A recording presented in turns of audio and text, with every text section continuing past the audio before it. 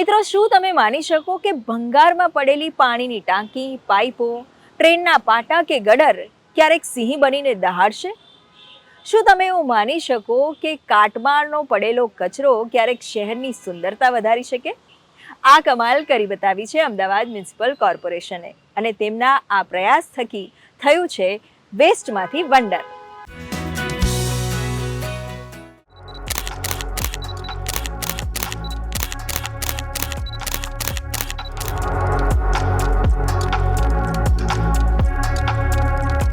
અમદાવાદના મુખ્ય માર્ગો પર આવેલા સ્ટેચ્યુ તમે જોયા હશે, પણ શું તમને ખબર છે કે એ શેમાંથી બન્યા છે?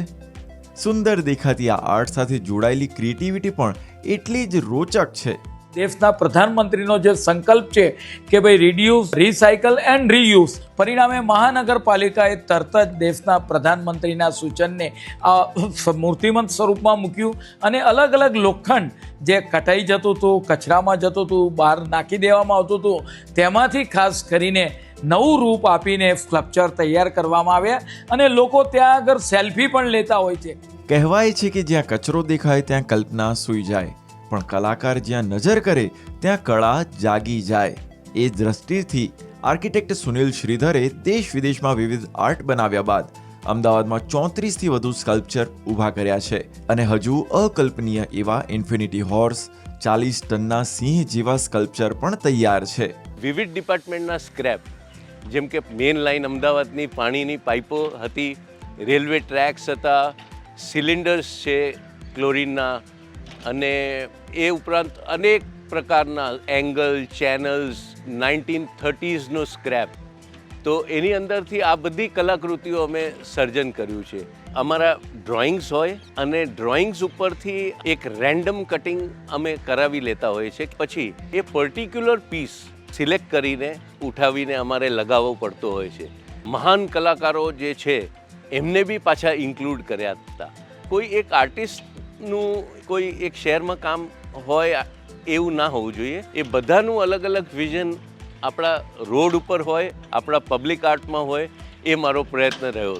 મને એવું હતું કે આ કંઈક બહુ ડિટેલિંગથી અને બહુ પ્રીમિયમ મટીરિયલ યુઝ કરીને બનાવ્યા છે, પણ જ્યારે મને ખબર પડી કે વેસ્ટમાંથી આ મટીરિયલ આટલું સારું સ્ટેચ્યુ બનાવ્યું છે અને વેસ્ટમાંથી આપણે એનો યુઝ કરીને આટલો બેઝ બનાવી શકીએ, તો આવા સ્ટેચ્યુ મલ્ટિપલ જગ્યાએ હોવા જોઈએ અને આપણને જોવામાં સારું પણ લાગે છે અને અટ્રેક્ટિવ પણ છે.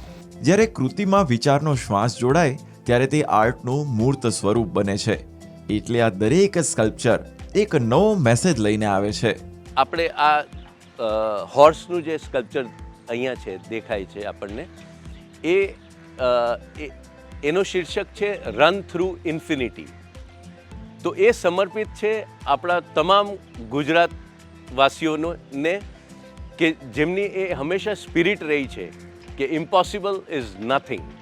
એ જે ફેસ છે બનાવ્યો હતો, એક મલ્ટીફેસેટેડનેસ આપણે જે કહીએ. યુનિવર્સિટીમાં જ્યારે તમે એડમિશન લો છો તો તમારા સબ્જેક્ટ સિવાય તમને અનેક નોલેજ તમે ગેઇન કરો છો. એ એના ઉપર છે. તો એ માથામાં બી તમે જોશો ને તો એના બધા કટઆઉટ ફિલ્ડ ઓફ નોલેજ છે એને એ કવર કરતું હશે. દાદા સાહેબના પગલા પર જે 3 ફોર્મ, એબ્સ્ટ્રેક્ટ ફોર્મ્સ છે, એ નાનામાં નાનું મારું અહીંયાનું સ્કલ્પચર હશે. અને મારા મોટામાં મોટું કામ અમદાવાદમાં સિંહ હશે, જેની અંદાજિત 45થી 50 ફૂટ લેન્થ છે અને એનો વેટ હશે 40થી 45 ટન.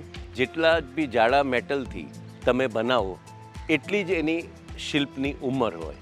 તો આ મોર દેન 100 યર્સ માટે આપણા શહેરમાં જ રહેશે. हर एक सिग्नल पे आपको स्टैचू दिखेंगे तो वो स्टैचू अलग डिजाइन के हैं और वो पर्टिकुलर एक आपको मैसेज पास करेंगे.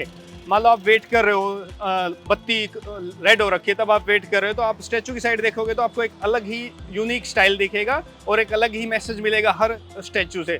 हर स्टैचू अलग है, यूनिक है एक दूसरे से. तो आई थिंक हर इंडिया की हर सिटी में इस टाइप का कंसेप्ट इम्प्लीमेंट होना चाहिए. શહેરને સુંદર બનાવવાનું કામ સફાઈની સાથે સાથે વિચારોની ઊંચાઈથી પણ થાય છે. એએમસીનો આ પ્રોજેક્ટ એ સાબિત કરે છે કે જ્યાં લોકો ફક્ત વેસ્ટ જુએ છે ત્યાં વિઝનરી કલાકાર ભવિષ્યનો નવો ચહેરો જુએ છે. ગુડ ન્યૂઝ ગુજરાત માટે કુણાલ ચૌહાણ સાથે ખ્યાતિ બાજપાઈ જૈનનો રિપોર્ટ.